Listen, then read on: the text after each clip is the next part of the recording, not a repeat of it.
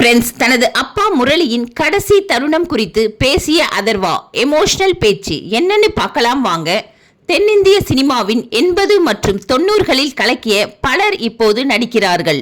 சிலர் சினிமா பக்கமே வரவில்லை. அப்படி ஒரு காலத்தில் கொடிகட்டி பறந்த நடிகர்களில் ஒருவர்தான் முரளி. இதயம் முரளி என்றுதான் எல்லோரும் அழைப்பார்கள். தமிழ் சினிமாவின் கருப்பு வைரமாக இருந்த முரளி கடந்த 2010ஆம் ஆண்டு திடீரென்று நெஞ்சுவலி ஏற்பட்டு உயிரிழந்தார்.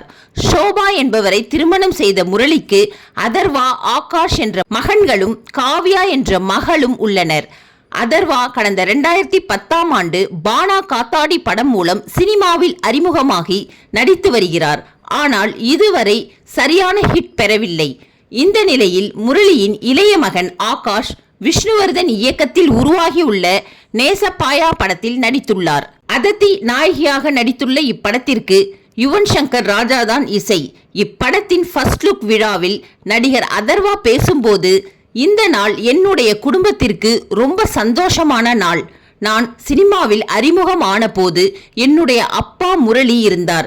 அவருடைய மனநிலை அப்போது என்னவாக இருந்தது என்று தெரியவில்லை. இன்று ஆகாஷ் மேடையில் இருக்கும்போது நான் கீழே இருக்கிறேன். அப்பாவுடைய மனநிலையை இப்போது நான் உணர்கிறேன்.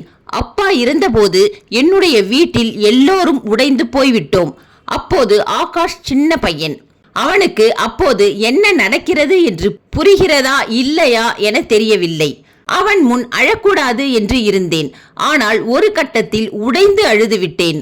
அப்போது அவன் என் கையை பிடித்து கொண்டு, நாம் அம்மாவை நன்றாக பார்த்து கொள்ளலாம் என எனக்கு தைரியம் சொன்னார். இன்னைக்கு ஹீரோவாக வந்திருக்கிறான், சந்தோஷமாக உள்ளது என பேசியுள்ளார்.